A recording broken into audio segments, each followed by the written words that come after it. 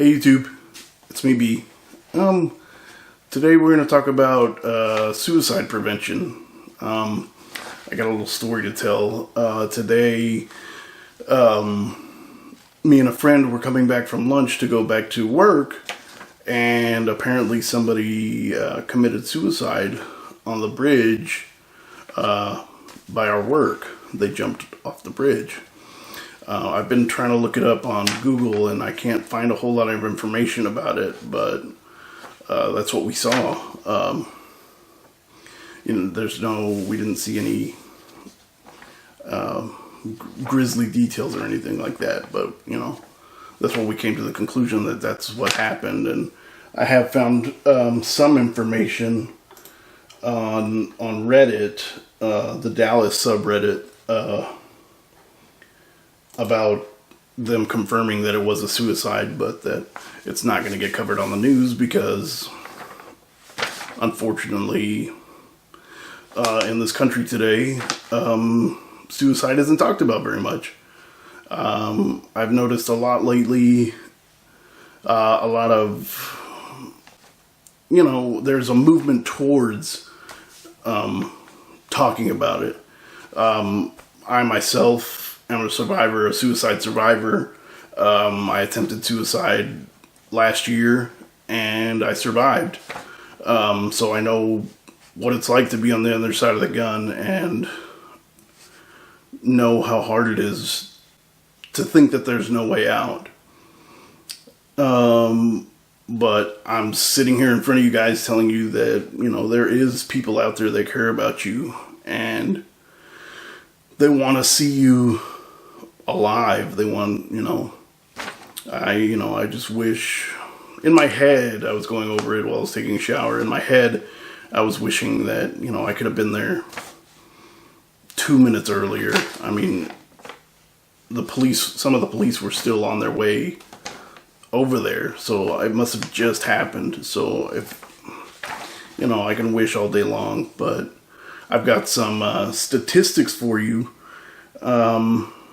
Nearly 45,000 suicides occurred in the United States in 2016, more than twice the number of homicides, making it the 10th leading cause of death, period. That's the 10th leading cause of death in the United States is suicide. Among people ages 15 to 34, suicide is the second leading cause of death over homicide. So if you're 15 to 34, you're more likely to kill yourself than be killed, if you understand that right. This was from the Washington Post. Amy Ellis Nutt was the author of that article that I'm citing right now. Just know, guys, there is hope. I mean, it's hard to, you're looking at if you're watching this and you are in crisis, there is people out there that, man, they just want you alive, and I want you alive. I don't know you, but I want you to be alive. You're important. I mean, nothing that you did or that's happened cannot be undone. With time and work and effort, everything can be undone. Debt, divorce, anything that would cause you to think to kill yourself can be undone. I mean, it shouldn't be the second leading cause of death in young adults. It should not be. It shouldn't be. If you go back to my couple previous videos, you'll see how I attempted suicide, if that's something you want to dig into. But on a day-to-day basis, I deal with suicidal ideation. That's my curse, I guess. I think about suicide a lot, and my therapist put it like the best way I've ever heard, and it's not. It seems like a simple phrase, but to me, it's like I never thought of it like that. I always just thought, you know, and sometimes I still get into those thoughts where, you know, I have depressive episodes and I get real down and hope that it never happens, but sometimes I think that there's no way out. And, you know, what is there, you know, in life? Is this it? Am I just going to be miserable forever? Like, no. I can, I've had enough therapy and enough self-awareness that when I start to get those thoughts, I know that the way my therapist puts it is that they will flow through you. So it's kind of like you take a drink, eventually you're going to pee it out. It flows through you. So, I mean, just know thoughts will pass. They're thoughts, man. They're not actions. Actions are what you can't take back. Thoughts are thoughts, and they can stay in your head. And if you need help, there's if you are in crisis, call the toll-free National Suicide Prevention Lifeline at 1-800-273-TALK 8255. They're available 24 hours a day, 7 days a week. The service is available to anyone, and all calls are anonymous. Just call.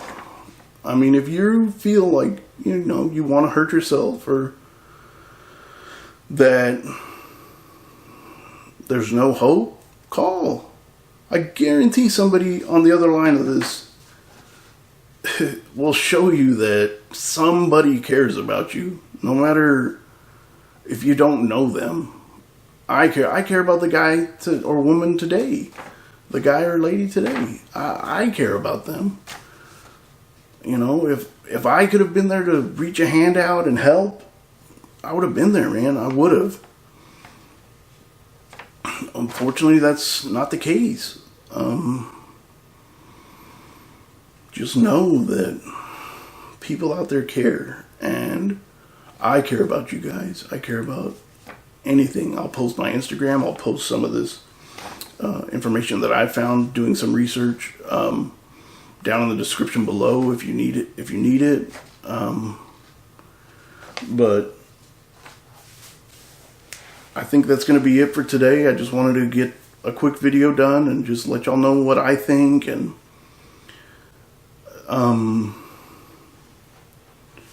you know what? Let's not end the video yet. Let's talk about how I deal with my suicidal ideation, my constant thoughts of suicide. I can be driving down the road and a thought can pop in my head, and it's normally not a good thought, and I have to sit back and I have to ground myself, you know, feel the door, feel the steering wheel, feel anything, and know that I'm in reality right now. This is what's happening is in my brain. It's not what I want to do. It's in my brain.